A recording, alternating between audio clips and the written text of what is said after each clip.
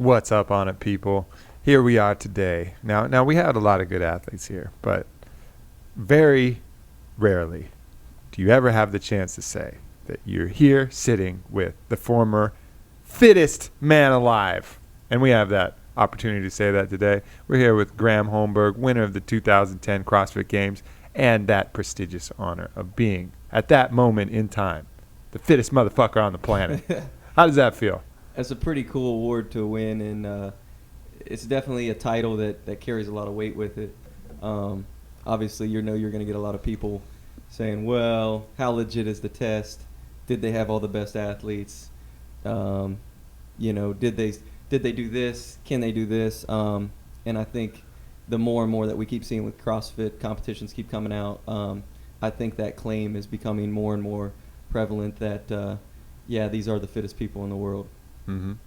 Yeah, I mean, it certainly makes some sense. I mean, looking at, if you watch any of these workouts that you guys are doing out there, I mean, really comprehensive as far as which muscle groups, recruiting strength, stamina, agility, all of the different recruitments. I mean, maybe not the fine motor skills that you'll find in an athlete like LeBron James or, Sidney Crosby or something like that. I mean, that's not what you're testing there, though. You're testing fitness, straight up fitness. Yeah. And it's, I think that's one of the things that has been part of the great allure of CrossFit. It's just how intense the task requires of your body. Sure. Yeah, I think, you look at a professional athlete such as an NBA player, an NHL hockey player, a football player. There's obvious demands of being able to control your body, be explosive, be strong, have stamina, have coordination. But I think in the sports world, as far as team and ball sports, the coordination to move laterally and change direction is really, I think, a big separator, as well as the fine skills of being able to shake a defensive back, jump up in the air, and catch a football all in pads, land, take contact, and still stay on your feet. That's a level of athleticism and fitness that is not really tangible to try to measure. Sure. It's just kind of like something that's a spectacle. You watch it happen, and you're like, when somebody does it with so much ease, you're like, oh, that's not that difficult. Right. And you go to try to do it, and you try to run a 40-yard dash and catch a football with somebody hanging all over you with a helmet on and pads, and you gain a new respect for it. And I think that's what's neat about CrossFit is people watch it and they say, well, I could do that, or I could try that, because a lot of times watching the top guys do it, it doesn't look that difficult. The ease of movement is something that's sometimes taken for granted. But the demands of fitness and heavy breathing and being able to coordinate all that in a competition and upheld standards held by judges is sometimes the difficult feat that some people are humbled quickly when they try it. Sure, yeah. I mean, and I think we had that discussion yesterday at dinner. I mean, I think that's one of the appeal of it. We can watch an MMA fighter out there in the ring, and we can be like, oh, he got totally gassed. He was gassed, bro. He was gassed the first round. He's got no gas tank. You try that, asshole. Sure. Like, you try to go in there and take punches to the face, yeah, and wrestle around with an elite athlete and see if you got the lungs for that. Yeah. And a lot of them do make it easy. Make it look easy out there, and when you actually get in there, but there's a barrier to actually doing that for most people. I mean, a lot of people can compete in jiu-jitsu and kind of mess around and get a flavor for it, and I think you have a much deeper appreciation. But with the CrossFit type workouts, you can do some burpees. You can do some. Maybe you can't do some of the cleans and double overheads or whatever you crazy assholes do. But you can do most of the stuff, and you can approximate those workouts. So you got a really good idea of how exceptional some of the stuff you guys are doing is. Sure. Yeah. I think the translation that we spoke on about at dinner last night was the connection that people can make with CrossFit. Because you said, I can try to do a burpee. I can get up and down. I've experienced jumping rope before, or I've weightlifted before, so I can attest that, man, these guys have some strength. They have some ability to do some of this stuff, that it's not easy. And I think that's sometimes the draw and the appeal with fighting is, whether you like it or not, sometime in your life you've probably gotten in a fight, or you've goofed around and wrestled around, and you've experienced what that that feels like, and what goes on in your head when all of a sudden you're pinned down and you can't move. Yep. And maybe you know what that's like, bro. yeah. I've never been pinned down and can't. Yeah, right. But for sure. Yeah. And I think when you add that mental aspect of now you get that claustrophobic effect of I can't get out of this position, or now I'm getting punched in the face while I'm stuck and can't do anything. That's what we watch on UFC, MMA is a whole nother level of athleticism, of a psychological sport that I think is definitely raised the bar as far as the mental game that you have to have. Oh yeah, with stepping on the field. You got to be really impeccable with that aspect of it. But let's go back to some of your history, because you've been a lifelong athlete. Sure. So kind of walk us through your athletic career that eventually led you into CrossFit. Growing up, played sports I don't want to say every sport, but I had 3 older sisters, so they did gymnastics. So my mom taught gymnastics at just a local YMCA. So from as long as I can remember, I was at gym and swim, flipping, learning how to be on my hands, swinging around on a bar, climbing ropes. So just learning to kind of play, use my body for whatever I could do. My sisters played volleyball, so played volleyball, and just, again, anything that was competitive, I wanted to be a part of. Mm-hmm. Definitely a lot of that comes from my father. I mean, he's one of the most competitive people I know. I mean, whether you're talking about a sport, playing Tiger Woods on Nintendo Wii or Candy Crush or whatever it is, that he wants to win. And I'm happy that I've had that competitive drive placed in me, because playing football, baseball, basketball growing up, I hate to lose, and I want to put the most competitive people around me, and I want to compete against the best people. I went to a big high school. We were one of the largest high schools in Ohio. We played in one of the toughest leagues. I played against a lot of guys that are still playing professional sports now. Mm-hmm. And really the lifelong dream was to become a professional athlete. In high school, started at shortstop, cleanup hitter, starting pitcher, point guard, shooting guard, quarterback. So, I mean, put me in the hardest position to carry a team, but it was like I wanted that role. Sure. That was where I felt comfortable having that pressure. Getting done with college, I played football and baseball. At a small Division III school, I was getting some looks to go to a Division I, which, I think I don't have any regrets, but it's like I'm curious what would have happened had I went to a big school. Sure. My size to play Division I sports, especially like a football, being 5'11", 180 pounds, I better be a freak at something, like running a 4.3 40 or have a 40-inch vertical. Or being the fittest person on the planet. Sure. That helps, probably. Yeah. It can't hurt. My MO, I think, was just being a great athlete. So It didn't matter what role you needed to put me in. I was going to be successful for you there as a player on a team. And that's really where I think I fit really good for any sport that I played. And really when I found CrossFit, I was just trying to be a personal trainer. So when was that? What was the year? This was 2007. I graduated college in 2007. Started just going to the gym and doing a bunch of crazy workouts. And I was like, I'm just going to try to get in really good shape. Maybe try to pursue baseball. Maybe try to do a combine or something. Why not? So you still had that professional sports dream. Sure. So you're still getting after it, trying to figure out which venue. Yeah. And then you discover CrossFit. How did that? Because it wasn't that prolific back in 2007. No, I actually I'd heard a few people talking about CrossFit, saying that it's a really intense program, and I didn't know what they meant by it. The only thing I could perceive was like P90X, like it's a program, so you follow it, and then you recycle and you keep doing the same thing. So I just kind of said, I'm going to do my own thing, because I really don't want to be stuck on a open-ended or a closed program. I just want to just keep training and keep pushing the limitations. So just through a few friends, finally said, like, you'd be really good at this. And so I looked up kind of what it entailed, what it would mean to be a competitor or how to compete in it. Signed up for the first local competition, and 2 months later, in 2009, so this is about a year and a half of just personal training and fitness and just working out and learning new stuff in the gym.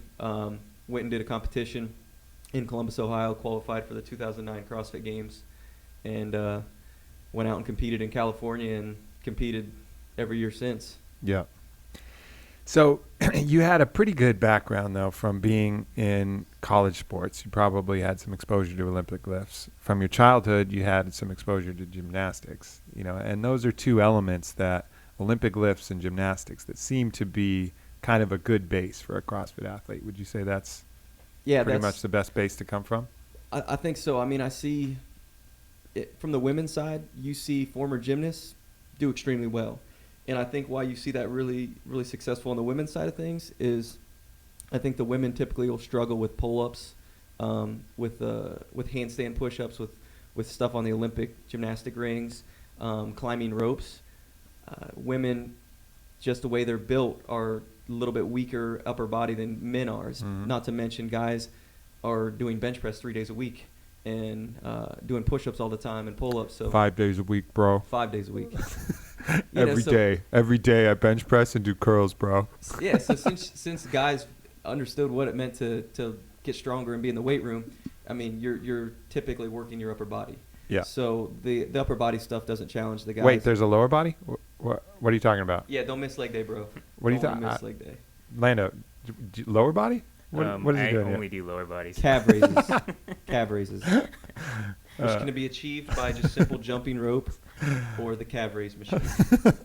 Gotta have that vertical. Yeah, that's true. So, I think for the women, gymnastics is definitely a sport it's going to translate well for you. Mm-hmm. For the men's side of things, football, I feel like you see a lot of guys that play football just because they have that weight room experience. They're used to running sprints, getting out of breath, have conditioning. And again, kind of we talked earlier about the mental aspect. They're mentally good at pushing themselves. The other athlete that I see does really pretty good at CrossFit is the track and field athlete, because they have that endurance, that running. And track and field athletes also typically weightlift. They Olympic lift. Right. If you're shot and disc, your high jump, your hurdles, you're a sprinter, you're going to be squatting, you're going to be doing Olympic lifts. So you got to be competent for sure in the weightlifting and the gymnastics side. And gymnastic background, weightlifting background, these athletes typically come in and do really well right off the bat. Right. So 2007 to 2010 was your year to win it. When you were leading up to that run, kind of what was the feeling? Did you know that you had a good chance to win this game? Well, I think I felt like mentally I had a good chance to win in 2009. And but my exposure to what CrossFit potentially is going to throw at you as a competitor was limited. I'd only been doing CrossFit for 3 months. And at that time, you only can do so much in 3 months. You can only get competent at so many movements and skills.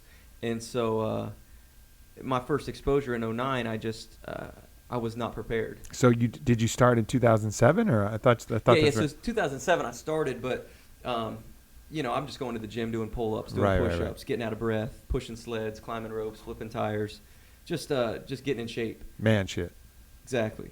Swinging sledgehammers. Mm-hmm. Definitely. And so when I started following CrossFit.com, there was new movements that were coming out that I'm like, oh, I've never done that before. So I was athletic enough to pick it up and learn it, but I wasn't necessarily really, really good at it because I hadn't performed hundreds of reps at it yet. Sure. You say 1,000 reps or 1,000 hours to master something. So, my exposure was limited at that time. 1,000 reps or 1,000 hours to master something. Sometimes you're 10,000 hours. Is that? Yeah. I mean, don't quote me on that. but maybe for you it's 1,000. Maybe you got a shortcut. Maybe when you're already a master, it only takes you 1,000. 1,000. Yeah. Just give me 1,000. I'm good. Yeah. So because you guys do 1,000 reps in a workout sometimes. Sometimes, not all the time. I mean, that's going to leave you pretty wrecked if you do 1,000 reps of anything. Didn't you row for an hour before? Rode for an hour. It's got to be 1,000 pulls. Yeah, I'm thinking you usually do about 30 strokes in a minute. So for an hour, you got 60 strokes. So what is that? 1,800. So yeah. But see, I told you. You don't even know. The problem is it's not about 1,000 reps. It's about 1,000 perfect reps. Right. So in that workout, maybe I did 100 perfect reps, and then the other 1,700. Don't be modest, bro. Okay, 200.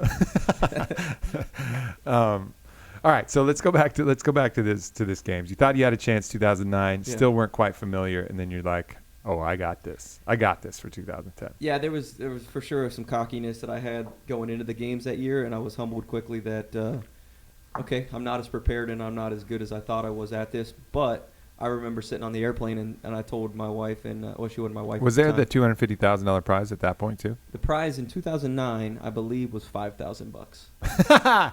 Oh. The year before, 2008, was $1,000. Uh-huh. In 07, the prize was like $450. Like a handshake. Yeah.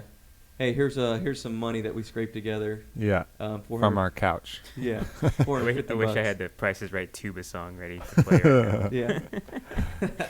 That womp womp womp. Yeah. Yeah. So the prize, at that time, we talked about this last night. It wasn't even about the money. It's like For I glory. want the title. For glory. For glory. That's what Orlando does for everything. Everything. His co-ed game is so strong. He plays co-ed disc golf, co-ed I don't soccer, even play disc golf. co-ed ultimate frisbee, co-ed I was watching that last softball, night. That was intense. and he goes out for glory. What about volleyball? Yeah, he doesn't play that very well. Well, that's debatable. Depends which rules we're It's playing debatable by that day. by blind people. Blind people often debate whether Orlando's good. Okay, if you take a 5'6" Mexican versus Aubrey, come on. I could see you in there spiking it hard down in there. It's a rumor. Yeah, everybody just goes like this. It's a rumor. May happen, may Everybody not. looks Ben like Stiller Pompeii. and Meet the Parents, Yeah. spike it off the people's face, It's a rumor. bloody noses. Mhm. So 2010, here we are. Yeah. Did the prize go up in 2010? The prize did go up. It went to $25,000. Ooh, Big shit. money. All right. But, I remember they released that, and we're like, oh boy, here we go. Now we're making some money if you win this. uh-huh. But we said it was for the respect. It was for the title. It wasn't Yeah. for the money. Yeah, I mean, I felt like I had a good training run going into 2010. I was healthy. A lot of the movements that I felt like I'd struggled with in the previous years, and still my new time and exposure to CrossFit, I felt like I'd developed some competency in it. So 2010 came out, and I remember going out there thinking, I'm not picked to win it. There's guys that are, you got the 2009 champ still there. You got the 08 champ. Who was the 2009 champ? Miko Salo. So he was the guy that used to put his rowing machine in the closet and just row in the dark blackness of... Miko is definitely a trend. No, I don't want to say a trendsetter, but he's a guy that I think a lot of people look up to and have a lot of respect for in the CrossFit community, because he's just he's like primal with it. Like he makes his own medicine ball, fills it with rocks and duct tapes it. Trains in the snow. It's like the guy just seems to be. He's a savage. He doesn't need flashy gym equipment. It's like the more raw you put him out in the wilderness, he's going to find a way to be in an unbelievable shape. Eating the throats of wolverines It's like that he Rocky catches. IV. Yeah. He's training in a shed, in Russia. But I mean, he's from Finland, so we're close enough. I remember one of my favorite strongman competitions that I ever saw. They had some guy on the axe hold. It's like that face-to-face axe hold thing, Yeah. where they trying to hold those plates up with these 50-pound axes or whatever. It's like almost that. like the Iron Cross kind of. Yeah. And so they're squaring off face-to-face, and this guy gets a super intense look, and I forget what his name is. Like, my name is Magnus, and I am from Iceland, and I am a Viking. And he just starts yelling at this guy, I am a Viking. And the other guy's like, just totally took it out of him. He's like, yeah, just holding his axes. Magnus Ver Magnuson. Maybe, I don't Gotta know. be the One of those Vikings out there. There's like 7 Magnuses that competed in Yeah. strongman. Like, your odds of competing in a strongman competition, if your name is Magnus, goes up dramatically. Yeah. Like, born as Magnus, you have a 700% greater chance of being a strongman. Yeah, they're going through applications. They're like, Jeff, no. Yeah. Mike, no. Magnus, sign him up. Sign him up. Magnus, get him in there early. It says he's 5'2", 135 pounds. I don't care. He's a Viking. Yeah, exactly. He's got Viking blood. He'll figure it out. Yeah. He'll be all right. Mm-hmm. He's got the advantage. He's got that low center of gravity. All right, so back to the games. Okay. We got to get to this damn thing. All right, so you're in there, you start competing, you rip through regionals, and then you're at the games, the big show. Yeah, so what I feel like they've done a really good job in CrossFit is they've made it to where there's qualifying stages. It's not, hey, let's just have everybody show up, because let's face it, we have pride, we have egos, so you just got a handful of everybody shows up. So you gotta kind of chop the field down and keep finding the fittest people, and because the smaller the field that you have at the final show, the more tests you can put them through. If you got 10,000 people out there competing, it's Sure. like it's not a marathon. You can't have that many people going on this. So yeah, the competition starts up, and like I said, I wasn't picked to be a favorite. I just knew to win and to be competitive in the CrossFit Games, you just got to not really have any mistakes, and you just got to be consistent through all the events. The first event kind of comes out, and I didn't have a bad hiccup. I think I got 11th on the first event, and it's like, that's all right. We got like 10 more events, 12 more events throughout the whole weekend. So really, for me, my focus is like, just don't finish outside top 10. Yeah. Just don't finish outside top 10. If you don't finish outside top 10, you're going to finish in the top 10, which to me would be great to begin with. Mhm. Hey, I'm one of the top 10 fittest guys in the world. But shoot, after the third event, I was already in first place. Mhm. And so it's like, oh wow, this is So possible. did you win? Did you win one of the some of those events? So the second event I won. What do you remember? Which one that was? Yeah, so it was called a double pyramid Helen, which if you don't know anything about CrossFit, that I might as well said that in Mandarin. Double Pyramid Helen. I think Yeah. Orlando dated her for a while. Double pyramid. I want to get myself checked. So it was a workout that had lots of running. It was set up at a track, so you're just lots of laps around the track, lots of kettlebell swings, lots of pull-ups. So it was a good combination of having good cardiovascular endurance, Mhm. having good grip and hip strength with kettlebell swings, and then having just good upper body strength with pull-ups. And so that was, for me, it was a good blend of everything for my kind of athleticism. Mhm. And I won that workout, which I didn't expect to win it, but as we're going, I was just in the top heat, and it's like I just felt like I had a good pace and Yep. got locked in. As soon as that event finished, you had 90 seconds to go over to this squat rack, and you had to load up your bar and find, in 90 seconds you could do as many lifts as you wanted, but notice you just finished a workout that took like 20 minutes, so Right. you're pretty gassed. So you're only going to get maybe 2 or 3 attempts at this, and you had to find the heaviest lift from basically a jerk. You had to take the bar from shoulder, lock it out overhead, and I managed to get 285 pounds overhead in that 90-second time period, which gave me first place on the endurance event, and then I got third place in the weightlifting, which they did that because they thought, well, whoever wins this endurance race probably is not going to be the strongest guy. Right. It's going to be like he's going to get first and then like maybe 20th. So it kind of equals out. Yeah. And for me to get first and third, it was like it instantly shot me to the top of the leaderboard. And really that was kind of the event that I think I've had a few people say, like, when I saw Graham Holmberg win the endurance event and then outlift everybody, Uh-huh. I knew that you want to keep your eye on him the rest of the weekend, Yeah, because yeah. here's a guy that's can move significant weight when he's gassed. Yeah. So what's he going to do when he's fresh? So for some of us that are not too familiar with CrossFit Games, how exactly are things judged? Is it just by amount of weight, repetitions, speed, All of the With- above. just Yeah. everything together?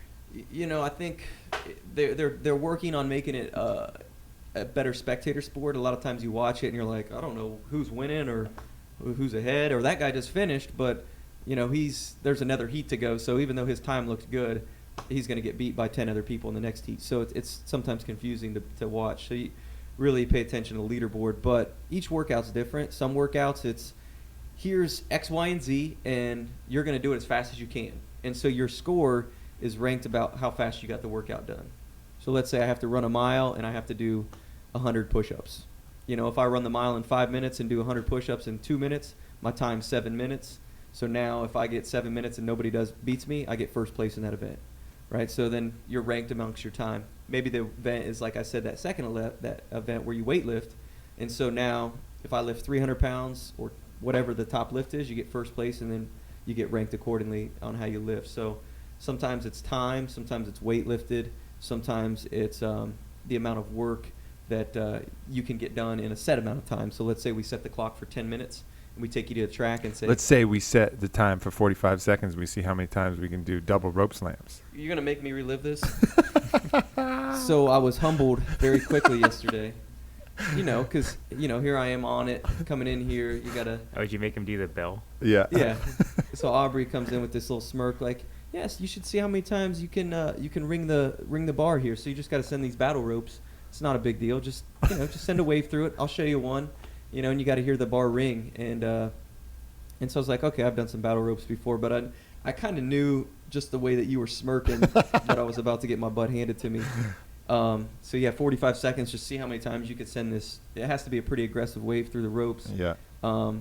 Yeah, I think I scored 30, and the top score was 67. So, and then you went on to beat your top score. You got like 69. I bested it. I chose my events yesterday very carefully, and then stopped just before you were getting really good. Yeah. So that was my strategy for yesterday. Although today I don't think it'll be so well. I'm pretty sure you could go in there and get about 80 on those. Are you guys going to fence too?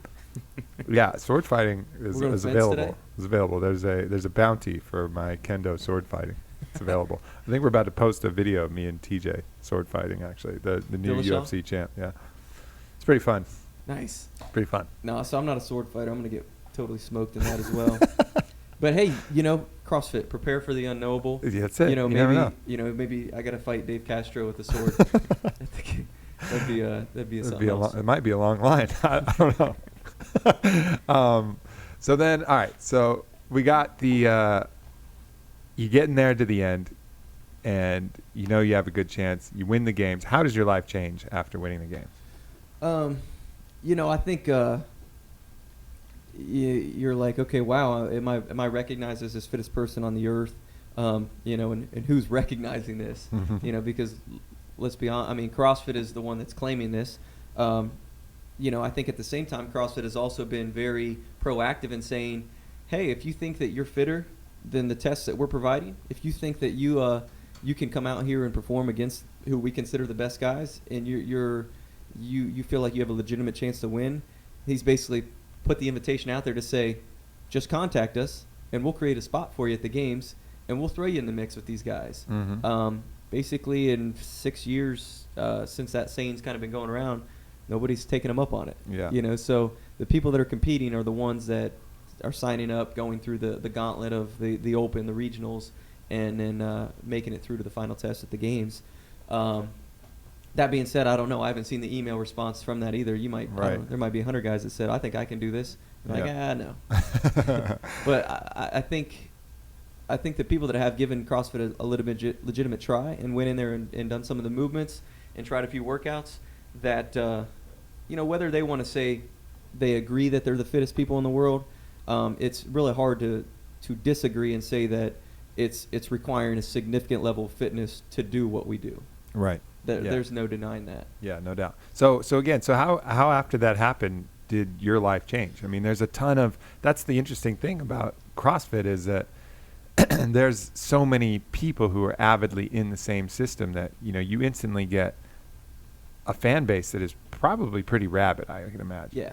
Yeah. I mean, undoubtedly you got the CrossFit Kool-Aid, right? So if you're in CrossFit, you're in. It's this cult, right? But it's a great environment, great community of people, and I'm absolutely blessed to have the fan base that I have.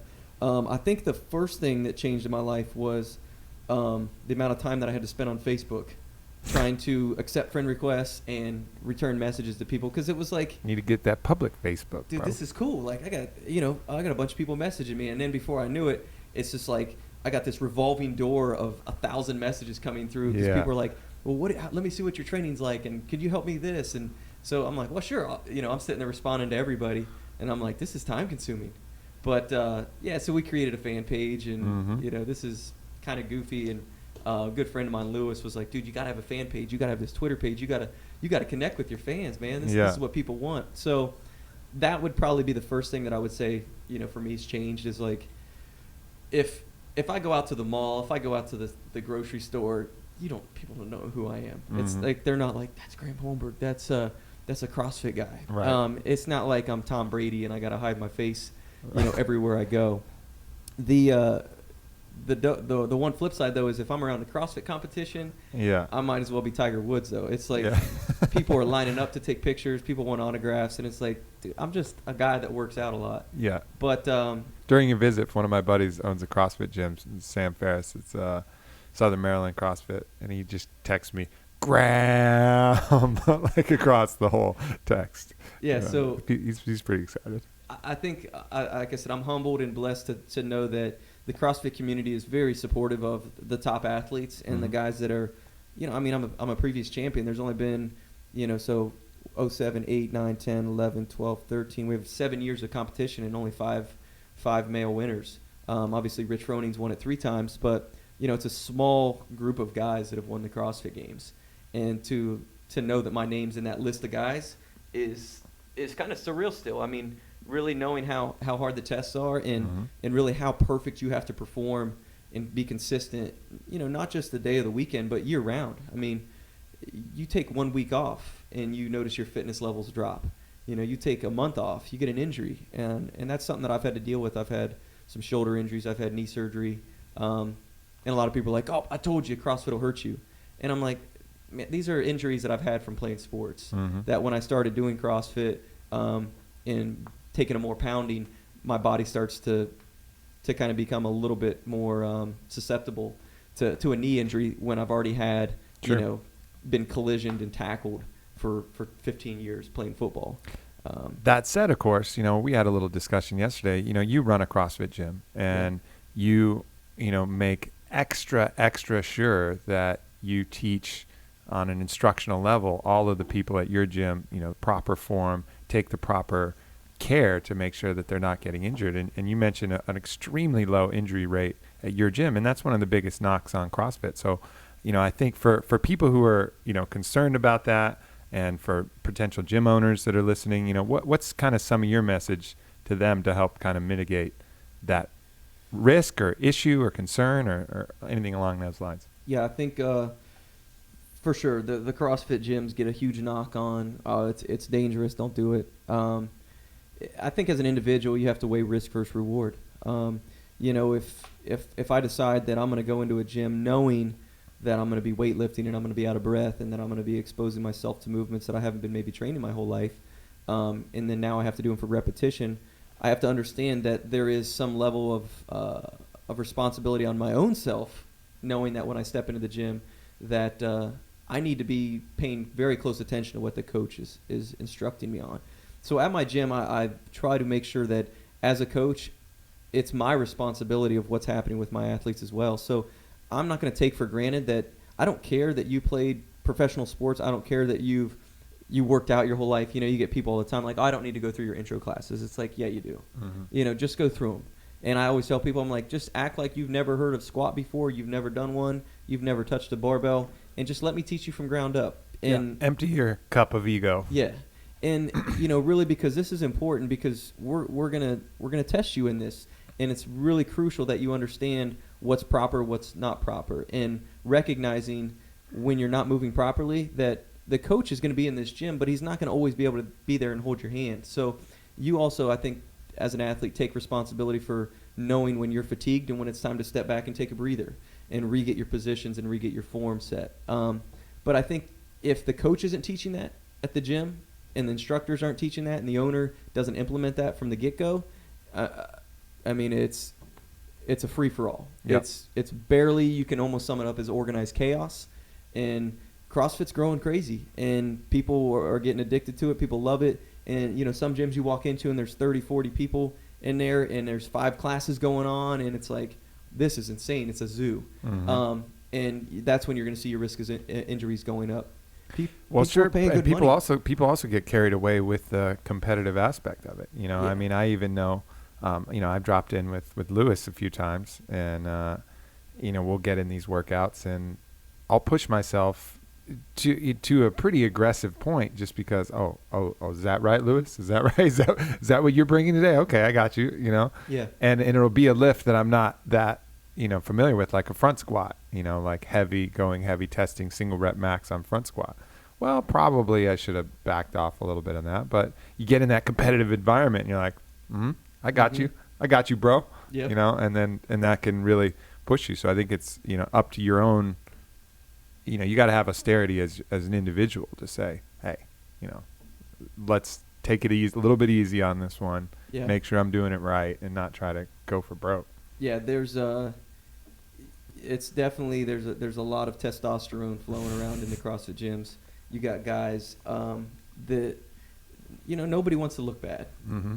Don't make me look bad. I mean, it doesn't matter whether you're in a CrossFit gym or anywhere. Don't make me look bad. And yeah, I mean, it's tough if I'm standing there getting ready to do a workout and that guy throws 135 pounds on the bar and I'm sitting there with 95 and I'm like, well, shoot, this is the women's weight. Well, I'm gonna do it too. It's Yeah. like you're not even ready to do that weight, but it's like I don't care. Yeah. I'm a guy. I'm gonna do it. And so, yeah, I think I have to combat that a lot. And and I think if it's handled and you can approach the athlete in the proper way and explain to them, and I always tell people this, I say, look, you can always go up in weight, but I'd hate to see you start this workout and 3 minutes into it you got to start stripping the weight off the bar and go back down. Right. I'd rather you finish way faster than everybody and not have one mistake, Mm-hmm. and us both look at each other and say, hey, next time let's go up. Yep. Versus you look like a train wreck and there's bodily fluids all over the ground and you're squirming around like a bacon sizzle on the ground that I can say, yeah, it was a great job today. I mean, obviously people see the top end guys pushing and getting to that level, but we're very practiced in it. We've had so many repetitions and you really don't see a lot of form breaking down at the top end level. So yeah, the form is really crucial. Picking the right weights and picking the right battles is crucial in your early experiences with CrossFit. Mm-hmm. No doubt. So what are some tips that you have for general training, general recovery? Because I think one of the key things that I've learned and heard is the workout doesn't make you strong, the recovery makes you strong. So Yeah. what are some of the things that you've implemented? Of course, Onnit now being a part of your regimen, but just in general that you can pass along. Yeah, there's a quote that I've heard before that there's no such thing as overtraining, it's under recovering. Mm-hmm. I think the body is an unbelievable tool that we've been given, and I think the ability to push its limitations, I think we're still finding out what the body's capable of. I mean, we still don't even know what 80% of the brain is capable of doing. Sure. So, and we know how strong that tool is. And a lot of times that's what we're paying attention to, is like our head's telling us that our body's doing this. And, so being able to understand our body and our mind, we know that we're far from it, but being able to have good practices is crucial. So the best tips I can give people, I think as a country, as just a population in general, we're chronically dehydrated. I have T+ in mind. Yeah, so we're chronically dehydrated, and I think that this is crucial for people. I mean, for me, I see significant abilities for my body to recover. I see muscle growth happen better when I'm hydrated well. You don't see cramps. You're not seeing muscle strains take place. You're going to sleep better. Your skin's going to look better. You're going to have better energy because your body has, other than blood in it, it's a life force that's going to give you. Yep. It's going to keep your engine lubed up and running well. So I think that is one missing key that I think a lot of people take for granted. Oh, I drink a lot of water. It's like, really, do you, or is it measurable? And it's also how you drink water too, because when you chug water, you don't necessarily absorb it to the same degree as when you're maintaining kind of a consistent, sure, a consistent amount of water consumed throughout the day. Yeah. So, I think that's probably the big first key. I think most people probably, hear this and know this, but, having a proper warm up, whether we like it or not, we're getting older every day, every second. So our body takes a few extra minutes, a few extra sets to get loosened up before. What's your warm up look like?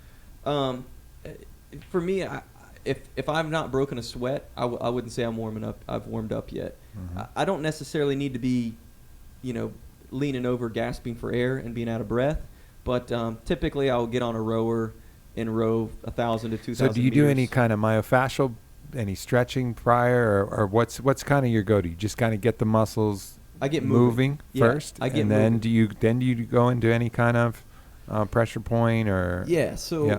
I always kind of explain to people, like, think about a rubber band. If I had a cold rubber band and I just start stretching it and manipulating it and moving it around, you're going to see cracks take place. The rubber band doesn't stretch really that well.